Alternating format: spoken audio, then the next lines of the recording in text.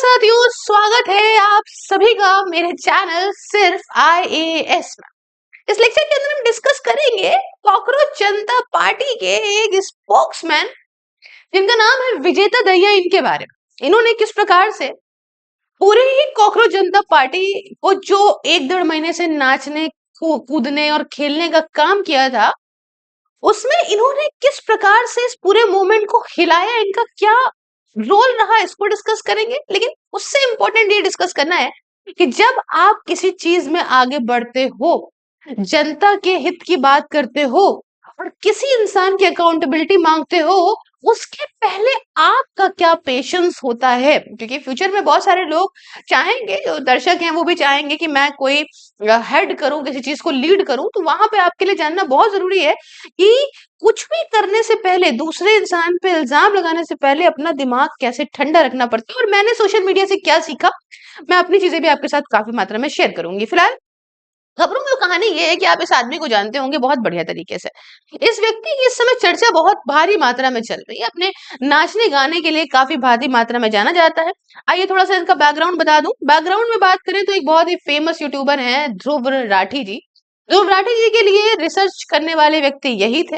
तो जब ये सारा कुछ हुआ, जिसमें कि 3 स्पोक्समैन है कुल मिला के अगर बात करें तो, एक आपका जो है सौरभ दास, एक है आशुतोष, और तीसरे हैं ये दीप के अपना जो फाउंडर वाला हिसाब किताब हो गया। ठीक है। तो हुआ क्या कि इन दिनों की मुलाकात में, जैसे कि समझ में आता है स्पोक्समैन की तरफ से, वो ये था कि जब दीपके जी और आशुतोष जी आपस में डिस्कस कर रहे थे कि नौकरी का क्या करना है, कैसे करना है, क्योंकि उस समय वो यूएस में था दीपके, कैसे क्या पढ़ाई करनी, कैसे क्या वहां नौकरी मिलेगी नहीं मिलेगी। तो इसी बीच में सीजीआई सूर्यकांत का जो सब फैलाया हुआ है ये कॉकरोच वाली बात इन्होंने बोली और ये मूवमेंट स्टार्ट हुआ। बाद में और लोग जुड़ने की जब बात हुई, तो इसी बीच में जब विजेता दहिया को लेके बात हुई, तो ध्रुव राठी का सजेशन था कि विजेता दहिया एक बढ़िया रिसर्चर है।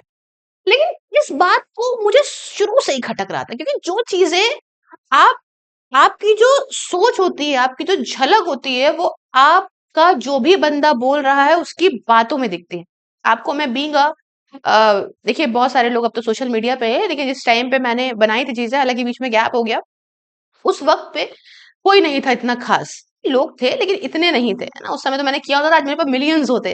लेकिन सिचुएशंस थी अपनी अपनी, रुका बीच में। तो मैंने इससे रियलाइज करा कि आप जब सोशल मीडिया पे आते हो और आप देखते हो कि आप एक विपक्ष की बात ज्यादा कर रहे हो, तो कंपैरेटिवली पक्ष की बात करने के आपको ज्यादा व्यूज आते हैं। बहुत सारे लोग उसमें कहते हैं कि ठीक है, हमें व्यूज से मतलब है। और यही बात अपने शुरू से ही हमने देखा कि ध्रुव राठी ने उस चीज को अच्छे से ही हैंडल करा, और उसने कहा कि भाई मैंने बहुत सारे देखा, मैंने एंटी विद चीजें बना के देखी, बट उसमें व्यूज ज्यादा नहीं है, तो जिसमें व्यूज है उसमें मनी है।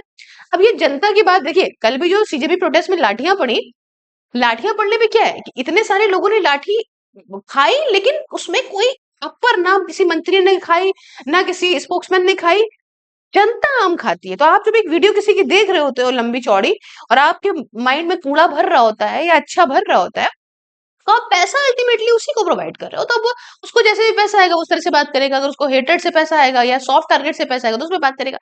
मेरा कुल मिला के मतलब है कि जो इंसान रिसर्च कर रहा है उस पे, और वो इस प्रकार से एक पक्ष में रिसर्च कर रहा है, तो उसकी आइडियोलॉजी कैसी होगी। बहरहाल खैर, ये आते हैं अपने आप को दिखाते हैं देशभक्त, शुरू में इनकी बहुत तारीफ होती है, मंच पे धीमे धीमे इनके नाच गाने की वीडियोस आने लगती हैं। जब इस पे बात होती है कि भाई साहब आपकी वजह से नाच गाना जो चल रहा है पूरे कॉकरोच जनता पार्टी के प्रोटेस्ट का, इससे एक समाज में जो जाता है मैसेज, वो जाता है कि कोई सीरियस नहीं, नीट एस्पिरेंट्स के पेपर लीक की बात हो रही है और नाच गाना आप दिखा रहे हो, तो ये कुछ सीरियस बात नहीं। इस पे इनका जवाब बहुत ही एटीट्यूड से आता है कि हम माहौल बनाने के लिए क्या करें, प्रोटेस्टर्स कैसे आएंगे, तो नाच गाना हमें करना पड़ता है। तो ठीक है भैया, फिर तो रशियंस बुला लो, है ना, और प्रोटेस्टर्स वहां बैठेंगे, है ना, जो मुद्दे की बात करने आएंगे वो यूं भी आएंगे, वो यूं भी प्रोटेस्ट करेंगे, नाच गाने की जरूरत नहीं थी। लेकिन चलिए ठीक है, आप माहौल लाइट करने के लिए करें। फिर इसी बीच में एक इंटरव्यू देते हैं, और उस इंटरव्यू के दौरान इन्होंने कुछ ऐसा कहा, देखिए बात समझिए, प्रोटेस्ट की बात चल रही है, इसको भटकाने के लिए जो भी बोला गया हो, आर्टिकल 370 बोला गया हो, रिलीजियस बहुत जो है फन करा गया हो, राम सीता का नाम मजाक में लिया गया हो, ये सारी चीजें बहुत गलत है। बांग्लादेशियों का नाम, ये सब कुछ आप एक मुद्दे की बात करें, आप करिए। इसमें बहुत सारे बच्चे बहुत समझदार थे, कोई फालतू बात में तुरंत बोल रहे थे आप मुद्दा मत भटकाइएगा, क्योंकि वो जनजी से वो समझ रहे हैं चीजों को कि हम एक चीज से हमारा पूरा प्रोटेस्ट खराब हो जाएगा। पर बहुत सारे एलिमेंट्स आ रहे हैं, ये बात बोल रहे हैं। इसी बीच में इनसे एक सवाल कराया तो प्रेमानंद महाराज जी को। प्रेमानंद महाराज जी आप सभी जानते होंगे, एक बहुत ही चर्चित महाराज हैं। महाराज इन द सेंस कि अच्छी बात कहते हैं, राधा रानी के भक्त हैं, बहुत सारे लोग उनके फैंस हैं, बहुत सारे लोग उनको फॉलो करते हैं। तो अगर भाई एक तरीके से इन्होंने पास में आशाराम बापू जी को मिला दिया। आशाराम बापू एक अलग व्यक्ति था, उसने कुछ भी दिखाया हो उससे मोस्ट ऑफ द लोगों को नेगेटिविटी उस वक्त भी आती थी। लेकिन अगर हम बात करें प्रेमानंद की, तो इन्होंने समाज में एक अच्छे मैसेज की हमेशा बात करी। एनीवे, सबके अपने विचारधारा हो सकती है, पर आप इस प्रकार से किसी को इंसल्ट नहीं कर सकते, खासकर हिंदुज्म को टारगेट करके। हिंदुज्म में लोग अगर टॉलरेबल हैं, कोई बात नहीं, बड़ा सेकुलर बनते हैं, तो आप बेइज्जती नहीं करें, क्योंकि कुछ लोग उसमें से सेकुलर नहीं भी हैं, उनको गुस्सा भी आ सकता है, आप फिर उनको टेररिस्ट बताने लग जाओगे, है ना। तो आपने जो है वो क्या किया, आपने भाई साहब बोला कि मैं महाराज नहीं मानता, ऐसा है वैसा है। अब ये आप मुद्दे की बात करते, आप सीधा उसको सवाल को मना भी कर सकते थे, लेकिन क्या है कि आपके पास एक्सपीरियंस की कमी है। आप दूसरे को अकाउंटेबल करार करा रहे हैं, उसके लिए खड़े हैं, लेकिन आपको नहीं पता कि कितने शब्द बोलने हैं, कितने शब्द नहीं बोलने हैं। आप उस सवाल को कहते हैं ये सवाल इस प्रोटेस्ट का हिस्सा नहीं है, मैं नहीं लेना चाहता, पर नहीं, आपने बताया। इस बारे में लोग भरे बैठे थे। फिर जब मेन 20 जुलाई को प्रोटेस्ट चल रहा था, उस प्रोटेस्ट के दौरान, उसके पहले मतलब इनको देखा गया कि बर्गर वर्गर खा रहे हैं। बर्गर का स्टेटमेंट जब पूरे सोशल मीडिया पे भरने लगा, तो इनसे बर्दाश्त नहीं हुआ। इगोइस्टिक आदमी क्या होता है ना, कि वो अपनी गलती नहीं मानता। जैसे आज के टाइम पे सरकार नहीं सुनने को राजी है, नहीं बोलेंगे, तो उसमें क्या होता है कि मैंने क्या किया, इन्होंने आके जो बर्गर वाली बात कहना शुरू करी कि भैया वहां बच्चे जूते थप्पड़ लाते डंडे सर फोड़े जा रहे हैं, आप मेट्रो में घूम रहे हो, आप बर्गर खा रहे हो, आप मॉल में घूम रहे हो, बच्चों ने देख लिया, पकड़ लिया। और तब इनको लगा कि अरे ये सब तो गुंडे हैं, ये सब तो आतंकवादी हैं, वो मार रहे हैं आखिर।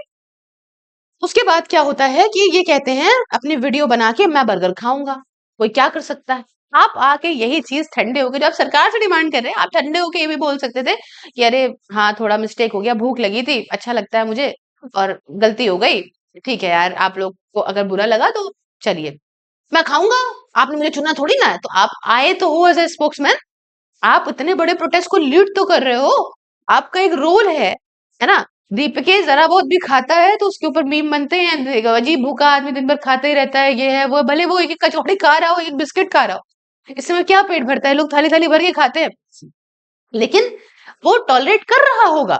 हम कह रहे कुछ हो, मतलब अगर आप कोई चीज हैंडल कर रहे हो, तो आपको हर प्रेशर, मैं सोशल मीडिया पे देखती हूँ, इतना भी अच्छा बोल दो, आपकी धज्जियां उड़ा के लोग कमेंट सेक्शन में चले जाएंगे, गालियां बक के चले जाएंगे, आपको शुरू में बुरा लगेगा, लेकिन आपको टॉलरेट करना पड़ेगा। आप एक 1.5 महीने में सोच रहे हैं पैसा मिल नहीं रहा है, फालतू में गाली खा रहा हूँ, लो मैं ऐसे ही कर दूं, फिर आप आके आक्रोश होके फिर गालियां बक रहे हैं प्रेमानंद जी को, तो आपने दिखा दिया कि आप कितने इनसेंसिटिव है चीजों को लेके। और इसी के बाद क्या होता है कि जब ये पकड़े जाते हैं, जब ये बच्चे वहां डंडे खा रहे हैं, आप मेट्रो वेट्रो में घूम रहे हैं, बच्चे ने पकड़ लिया, बच्चों ने वीडियो बना ली, तो भैया, और बच्चों ने भी जो डाला वो लिख के डाला कि एक प्यार भरी बात हुई, लेकिन अब उन बच्चों को भी लोग कहने लगे कि बीजेपी के थे, ये थे वो थे। सबकी अपनी अपनी सोच है। पर यहाँ पे जब इनके साथ कांड हुआ, तब सीजेपी की मेंबरशिप ने भैया इनको यहाँ से हटा दिया स्पोक्समैन के तौर पे। इनसे कहा गया तो इन्होंने भी कहा "हाँ, ठीक है, ये है वो है, सही है, जो भी है ना। तो बात ये है कि जब आप इतने बड़े, हाँ ये मार ले आए रिलीजियस सेंटिमेंट, जब आप इतने बड़े प्रोटेस्ट को लीड करोगे, तो आपको बहुत कुछ सहना पड़ेगा। आपको 100 लोग प्यार नहीं कर सकते, जिसके लिए आप रिसर्च करते हैं वो भी वही करते हैं कि जो बेकार कमेंट है उन सबके कीवर्ड्स भी ब्लॉक कर दो, सिर्फ अच्छा अच्छा देखना चाहते हो, ऐसा नहीं हो सकता। सबके अपने व्यूज हैं। मैं कभी बहुत अच्छा किसी महिला को लेके भी डालती हूँ ना, तो लोग उसी में ही माँ बहनी गालियां बक के चले जाते हैं। तो आप सोचिए कि एक व्यक्ति जो महिलाओं को सपोर्ट करने के लिए बात कर रहा है, और उन्हीं को ही सपोर्ट में आदमी गाली बक रहा है, तो सोचिए किस तरह के लोग हैं। यही सब तो लोग हैं ना समाज के अंदर जो दिक्कत देते हैं। पर आप जब उतने प्रेशर को झेलना सीखोगे तब आप आगे बढ़ पाओगे। और आपसे भी मेरी गुजारिश है, जो भी लोग देखते हैं इसको, समझते हैं, जानते हैं, जब आप लीड करोगे चीजों को तो आपको हर तरह का प्रेशर आएगा, लेकिन आपको उसमें बहुत ज्यादा वो हो कि एकदम सब कुछ नहीं कर देना, नहीं तो आप फिर जीरो। और इनकी वजह से सीजेपी की प्रोटेस्ट में एक आदमी को, मतलब लोगों का सीजेपी से तो विश्वास नहीं है, बट हाँ जन स्टूडेंट के साथ लोग हैं, तो ऐसे हालात में समझ आता है कि किस तरीके की लीडरशिप होती है। लीडरशिप क्वालिटी सिर्फ ज्वाइन करने से नहीं होती, बहुत क्वालिटीज होती है, और ये आदमी गड़बड़ कर देता है। लेकिन हाँ, सीजेपी ने भी सोचा भैया अगर हमें धर्मेंद्र प्रधान का इस्तीफा चाहिए, उनसे अकाउंटेबिलिटी चाहिए, तो पहले अपने यहाँ तो अकाउंटेबिलिटी कर ले, नहीं तो लोग क्या कहेंगे कि आप अपने यहाँ तो करते नहीं हो। तो इन्होंने इनको हटा दिया, तो इनको फर्क भी नहीं पड़ेगा, कहेंगे हम तैयार हैं किसी के लिए रिसर्च करने, कुछ एंटी हिंदू बात करने के लिए। बहरहाल, आप भी क्या राय है इनको लेके, हमें कमेंट में बताइएगा दोस्तों। चैनल को सब्सक्राइब करिएगा, चाहिए तो क्यूआर को स्कैन करके डोनेट भी कर सकते हैं, बाकी ज्वाइन कर सकते हैं वर्चुअल लाइब्रेरी मात्र 99 रुपीज पर मंथ में। घर बैठ के जाड़ा गर्मी हो या बरसात किसी भी एग्जाम की तैयारी कर सकते हैं डिसिप्लिन तरीके से। इसके रिगार्डिंग आप मुझसे कॉन्टैक्ट नंबर व्हाट्सएप और टेलीग्राम का दिया है, बात कर सकते हैं। बाकी इस नंबर पे बात करके किसी भी प्रकार से एसआईपी, इन्वेस्टमेंट या इंश्योरेंस कराइए कोटक महिंद्रा का, और मेरा कोड सिर्फ आईएएस लगा के आपको मिलेगा 20% तक का डिस्काउंट। मेरे साथियों, सभी सोशल मीडिया के लिंक इंक्लूडिंग व्हाट्सएप डिस्क्रिप्शन में, आप हर जगह मुझे फॉलो कर सकते हो, और चाहो तो यूट्यूब की बढ़िया मेंबरशिप ज्वाइन करके मुझसे बातें भी कर सकते हो। मिलते हैं नेक्स्ट वीडियो में किसी नए और बहुत इंटरेस्टिंग टॉपिक के साथ, तब तक के लिए जय हिंद, जय भारत।